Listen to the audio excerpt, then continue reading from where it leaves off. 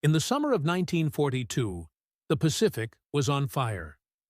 From the coral atolls of the Marshalls to the steaming jungles of New Guinea, the rising sun of Imperial Japan burned bright across half the ocean. Their momentum seemed unstoppable, until a small, obscure island in the Solomon Chain became the first crack in that empire's armor. Its name was Guadalcanal. At first glance, it was little more than a green speck on the map, a place of swamps, leeches, and fever. Yet, to the strategists in Washington, and to Admiral Chester Nimitz at Pearl Harbor, that speck had become a threat. The Japanese had begun building an airfield there, one that could sever supply lines between the United States and Australia. If it became operational, the Allies would lose the South Pacific. And so, the Americans struck first. On August 7, 1942, the still air over Guadalcanal was shattered by the thunder of naval guns. Shells whistled overhead, carving pillars of black smoke into the shoreline. Then came the landing craft, gray, clumsy, packed with U.S. Marines who had never before fought the Japanese on land. The 1st Marine Division, under Major General Alexander Vandegrift, stormed ashore, unsure of what waited beyond the tree line. The humidity hit like a wall. The jungle buzzed with unseen life. For a moment, it seemed deserted, too quiet, almost unreal. They reached the half-built airstrip without resistance. The Japanese construction workers had fled into the jungle, leaving behind their tools, rice sacks, and even cooking fires still smoking. The Marines renamed the unfinished field Henderson, after a fallen pilot from Midway. But the silence wouldn't last. As night fell, rain began to hammer down, and the darkness came alive with the alien sounds of the jungle, croaking frogs, distant screeches, and the low drone of insects. Somewhere beyond that green curtain, the Japanese were regrouping. The first attacks came days later, sharp, sudden, and merciless. The Japanese 17th Army, under Lieutenant General Harukichi Hyakutake, launched counterattacks to drive the Americans into the sea. They came at night, screaming "Banzai!" bayonets fixed, their faces painted with mud. The Marines, entrenched behind crude log bunkers, held their breath as flares lit up the rain-soaked darkness. Then came the gunfire. Short, controlled bursts, the muzzle flashes lighting faces streaked with sweat and mud. But this was no ordinary battlefield. The Americans had entered a world where every leaf concealed death. The jungle closed around them, suffocating and damp, full of disease. Dysentery, malaria, and jungle rot struck harder than bullets. The air reeked of decay. Yet what terrified the Japanese most was not the terrain. It was how quickly the Americans adapted to it. The U.S. Marines learned to fight in the green. They cut trails through the tangled undergrowth, set ambushes along muddy ridgelines, and began to understand the rhythm of the jungle. They fought with silence, with patience, with fire discipline. They learned to listen, to the rustle of a fern, to the subtle shift of night sounds when an enemy was near. Japanese patrols, once masters of infiltration, began to disappear into the shadows they once ruled. The Japanese soldiers came from a tradition that revered night attacks, surprise, stealth, and the cold steel of the bayonet. But Guadalcanal changed that. The Americans did not retreat under the cover of darkness. They dug in and waited. On nights when rain fell in sheets and visibility vanished, the Marines could hear them coming. Footsteps squelching through mud. Whispered commands in Japanese. Then, at the last moment, the jungle would erupt in light. Machine guns, rifles, and grenades tore through the attackers. The Japanese found themselves advancing into a wall of fire, their courage swallowed by the unseen. What followed was a campaign of attrition, unlike anything either side expected. The Americans held Henderson Field as if it were sacred ground, the only flat terrain suitable for aircraft in hundreds of miles. The Cactus Air Force, as it was known, launched from there daily. Ragged squadrons of Wildcats and dauntless dive bombers, barely refueled, patched together with spare parts. Every dawn, they fought off waves of Japanese bombers and Zeros. Every dusk, they watched the horizon for the black silhouette of the Tokyo Express, the destroyers that ran troops and supplies down the slot under cover of darkness. The nights were the worst. Shells from Japanese ships rained on the airfield, shaking the earth, splintering trees, and flattening tents. Men dove for foxholes and prayed. The Japanese Navy dominated the waters around Guadalcanal, and the Marines were cut off, undersupplied, and starving. Rations dwindled to moldy rice and captured tins of Japanese fish. The men grew gaunt, feverish, hollow-eyed, yet they refused to yield. By late August, the Japanese launched a full-scale assault at the Tanaru River. Colonel Kiyonao Ichiki led his battalion of elite troops in a frontal attack, confident that sheer willpower could overwhelm the Americans. What he met instead was methodical, devastating resistance. The Marines had fortified the riverbank, and when Ichiki's men charged across, machine guns and mortars opened up. The water turned red. By dawn, hundreds of Japanese bodies lay sprawled across the sand. Ichiki's entire unit was annihilated, so completely that the Japanese command refused to believe the reports. Still, they returned, again and again. In September came the Battle of Edson's Ridge, known to the Marines as Bloody Ridge. Colonel Merritt, Red Mike Edson, and his raiders faced the full fury of General Kawaguchi-Yao's force. For 2 nights, the Japanese surged out of the jungle, climbing the ridgeline in waves, shouting, charging, even crawling through their own dead to reach the American lines. Grenades rolled down the slope, mortars exploded among the trees, and flares painted the rain-soaked night in ghostly white. But Edson's men held firm. When dawn broke, the ridge was littered with bodies. The Japanese attacks had shattered, leaving behind only silence and the smell of death.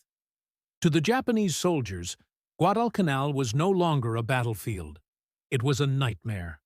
The jungle itself seemed to turn against them. American patrols struck from nowhere and vanished into the foliage. The Marines' camouflage and marksmanship blended into the environment with unnerving precision. Japanese survivors spoke of ghosts, of Americans who appeared like shadows, silent and merciless.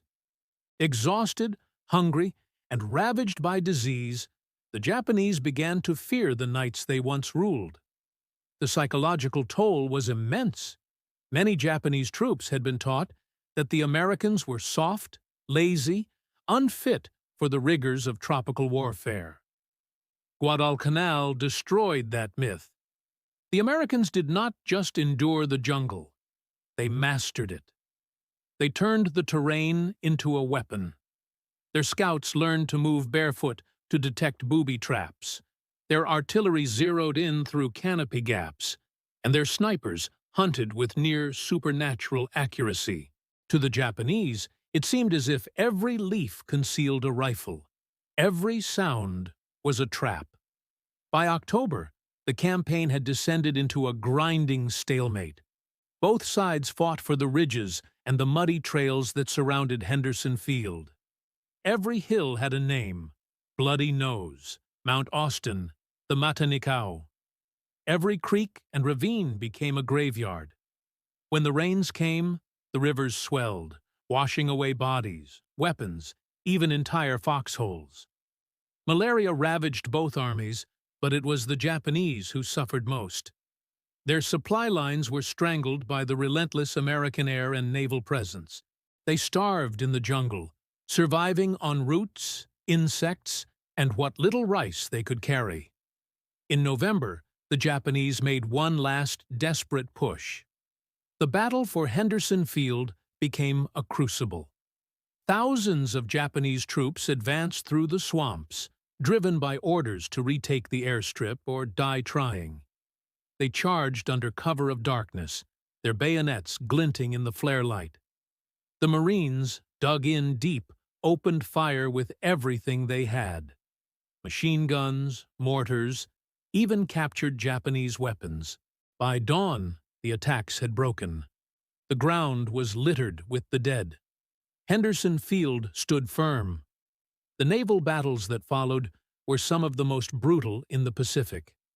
Off the coast, U.S. and Japanese warships clashed in blinding exchanges of fire.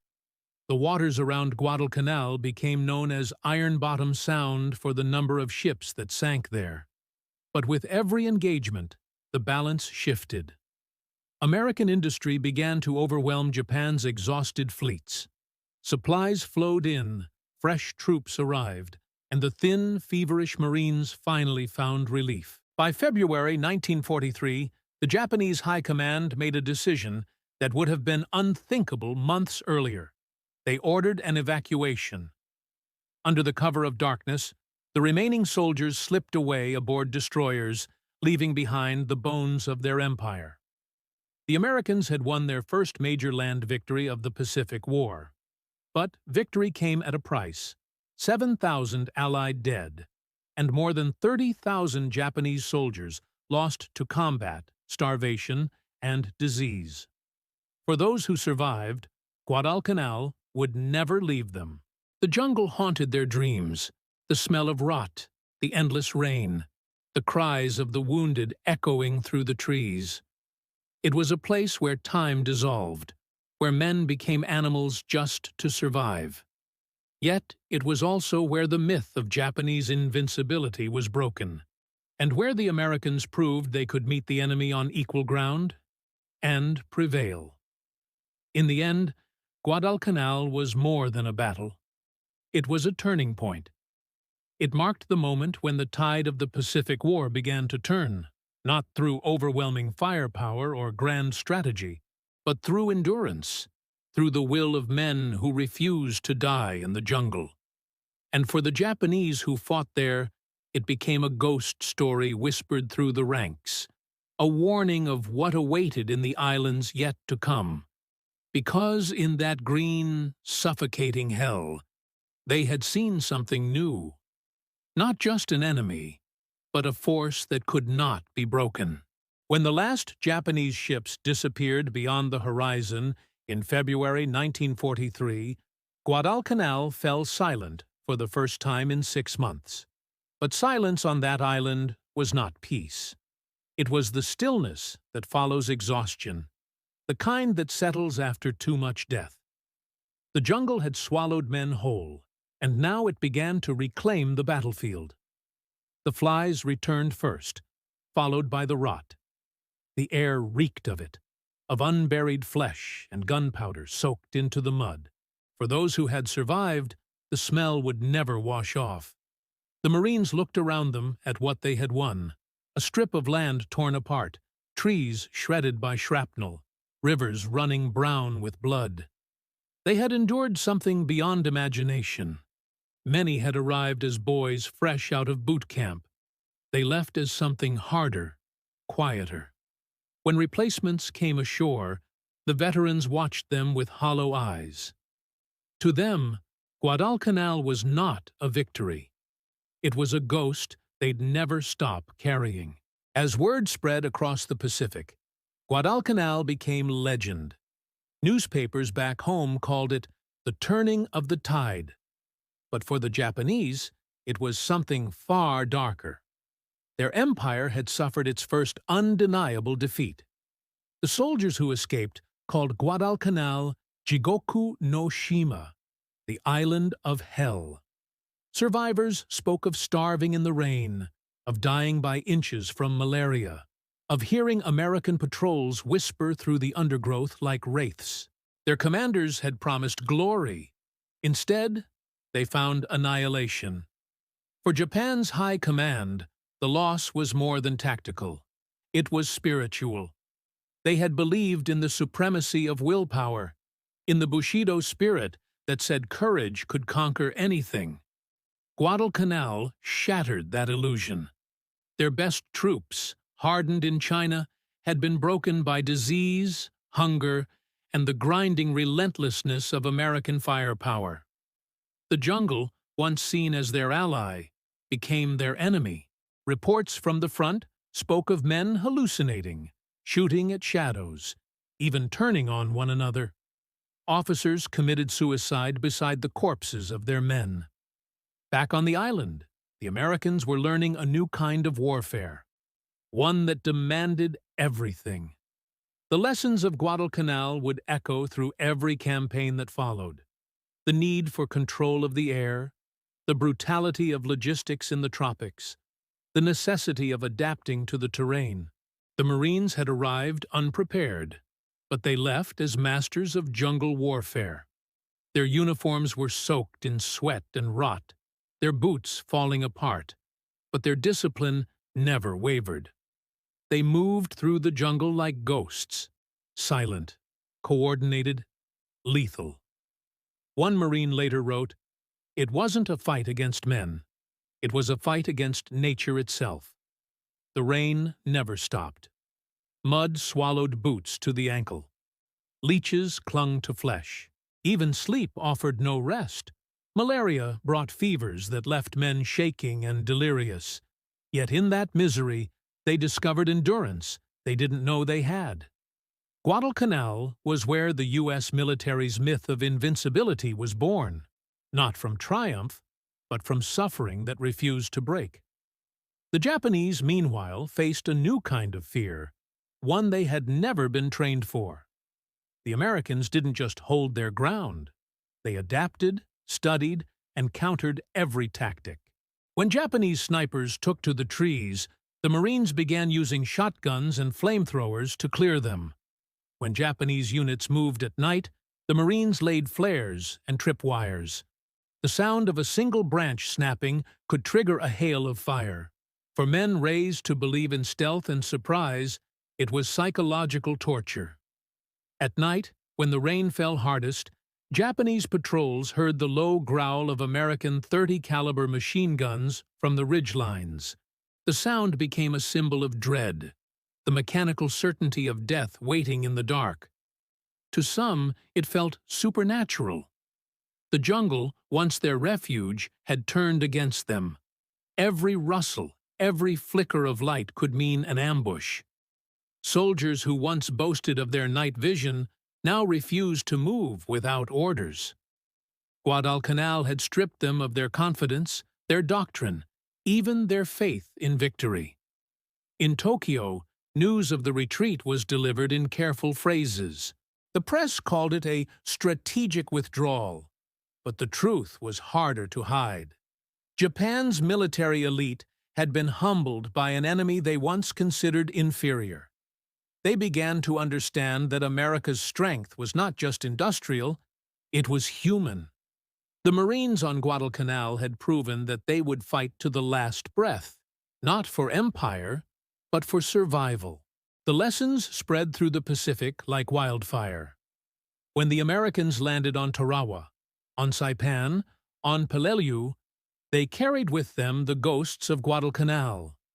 They had learned that in the Pacific, no ground was won easily, and no enemy would surrender willingly. Each island would be another jungle, another furnace. But they also knew something the Japanese did not, that endurance could outlast zeal. In the years that followed, many veterans tried to leave Guadalcanal behind. They built lives, raised families, and tried to forget the sound of rain on canvas or the sight of jungle mist rising from the trees. But memory has a way of lingering. Some said they could still smell the rot, still hear the distant whine of Zero engines over Henderson Field. One Marine wrote decades later that he dreamed of that island every night, sometimes as it was, sometimes as it should have been. Green, quiet, unscarred. For the Japanese survivors, the memories were just as vivid. but tinged with shame. The imperial army had sent its best, and they had been broken. Many never spoke of Guadalcanal at all. Those who did described it in whispers, an ordeal of starvation and madness, of men reduced to animals by hunger. They remembered the endless rain, the roar of American planes strafing the jungle, and the despair of knowing rescue would never come. Guadalcanal marked the end of the Japanese advance. From that moment forward, they would fight on the defensive, island by island, mile by mile, retreating toward their homeland. The Americans, once on their heels after Pearl Harbor, now had momentum. They had proven that Japan could be beaten, not by chance, but by will. But the victory came at a terrible cost. The jungles of Guadalcanal consumed more than bodies. They consumed souls. The island became a graveyard for ideals. It stripped away illusions, exposing the raw truth of war. That survival depends not on courage alone, but on endurance, discipline, and the refusal to yield. When the last storms of that campaign cleared, the jungle bloomed again. The vines grew over bunkers, the grass reclaimed the airstrip, and the rain washed the rust from the wreckage. Yet beneath that green canopy lay the bones of thousands. In time, even those bones would vanish into the soil, leaving only the earth itself as witness. Today, if you walk through the jungles of Guadalcanal, you can still find traces, spent shells half buried in the mud, a rusted helmet, the outline of a trench lost to the vines. The island is quiet now, but it breathes history. Every raindrop carries an echo of that long, brutal struggle. Every gust of wind seems to whisper the same truth, that war does not end when the guns fall silent. It lingers, in the land, in the memories of the living, and in the ghosts that refuse to fade. Guadalcanal was where the tide turned, but it was also where the world learned the true cost of turning it. The story of Guadalcanal did not end when the last Japanese soldier left its shores. In many ways, that was only the beginning of a new kind of war and a new kind of soldier. The campaign had changed everything: how battles were fought, how men were trained, how nations understood the meaning of endurance. It was the crucible from which modern jungle warfare was forged. In the months that followed, the Americans studied every detail of what had happened there. From the soaked diaries of company commanders to the after-action reports filed under candlelight, Guadalcanal became a classroom of blood and mud. The lessons were brutal but essential. They learned that victory in the Pacific would never come from numbers alone. It would come from adaptation, from soldiers who could think, move, and survive in a world where every inch of ground fought back. What emerged from Guadalcanal was a new philosophy of war. The Marines who fought there trained the next wave of men, teaching them how to fight unseen enemies in suffocating heat. They taught them to move silently, to sleep in the rain, to tell the difference between the rustle of wind and the approach of a patrol. They taught them that in the jungle, patience was deadlier than speed, and fear could be turned into instinct. Guadalcanal became more than a battle. It became doctrine. For the Japanese, the loss was harder to process. The myth of their invincibility had been shattered, but not their determination. In Tokyo's war rooms, officers pored over reports from the island, searching for reasons. Logistical failures, underestimated enemies, the wrath of nature itself. Few could admit the truth, that the Americans had simply endured longer. The Imperial Army began to shift tactics, digging deeper, fortifying stronger, preparing for the coming onslaught. Every island after Guadalcanal would be another fortress. And yet, in every one of those islands, from Bougainville to Tarawa to Iwo Jima, the ghosts of Guadalcanal followed them. The Japanese soldiers carried the memory of that jungle with them, its fear, its confusion, its endless rain. Many who survived spoke later of a curse, that the spirit of that island haunted the men who left it. Some wrote that they still dreamed of American rifles flashing in the dark, of whispers in the rain, of eyes that seemed to watch from the trees. The Americans, too, were haunted. Guadalcanal had made them killers out of necessity. They learned to respect the enemy, but they also learned that mercy could be fatal. The jungle made everything personal. The faces were close, the combat hand to hand, the deaths slow and ugly. It stripped war of glory and replaced it with survival. When the veterans returned home, they carried that silence with them. The quiet of men who had seen what the world looked like when civilization peeled away. Years later, when historians asked them what it was like, few could find the words. One Marine said only, "It rained for 6 months, and we all got old." Another described the sound of Japanese shells falling on Henderson Field at night, how the earth shook, how the sky glowed red, how he thought it would never stop. Yet, he said, the thing that stayed with him most was not the noise, but the silence afterward. The moment when the rain began again, washing the blood from the leaves. By the war's end in 1945, Guadalcanal had become a symbol, not of triumph, but of transformation. It was there that the United States proved it could fight a modern war of attrition, not just with machines, but with endurance. It was there that Japan learned that courage without supply, without medicine, without rest, would lead only to death. And it was there that the jungle itself became a third enemy, impartial and unforgiving. Even decades later, the island remained scarred. Locals would find rusted rifles embedded in tree trunks, mortar shells half sunk in the riverbanks, bones tangled in the roots. The jungle, alive and indifferent, had consumed it all. Metal, men, and memory. Veterans who returned years later said the island felt smaller than they remembered, but quieter too, as if it had finally exhaled after holding its breath for generations. But some things never left. Henderson Field, now an airstrip for civilian planes, still carries the name of Major Lofton Henderson, who died leading his squadron at Midway. The wrecks of American and Japanese ships still rest beneath Iron Bottom Sound, their hulls home to coral and fish. And when the rain falls over Guadalcanal, it sounds the same as it did in 1942, a steady rhythm, soft but relentless, like the pulse of history itself.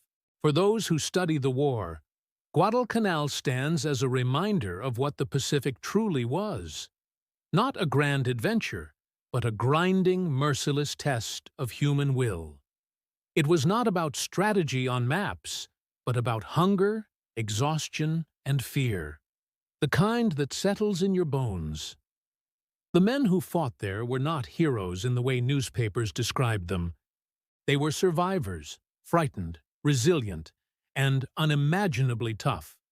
They endured because they had no other choice. The Japanese once believed that death for the emperor was the highest honor. The Americans believed that survival for each other was victory enough.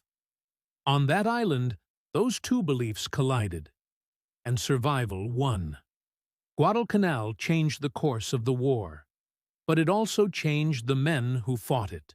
It taught them that no empire, no doctrine, no ideal could withstand the raw endurance of those who refused to die.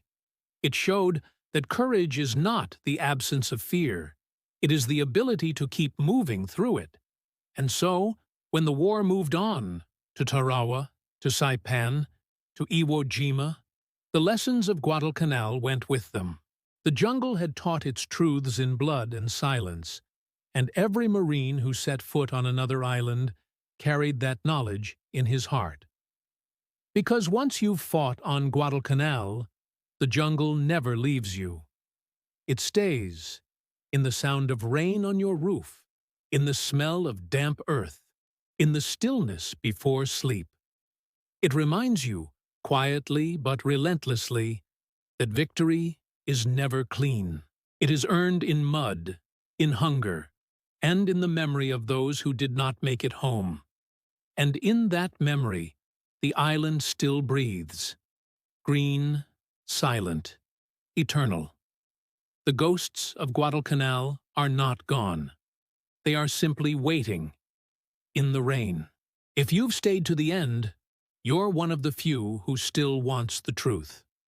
Subscribe, and together, we'll uncover every secret the Second World War tried to keep buried.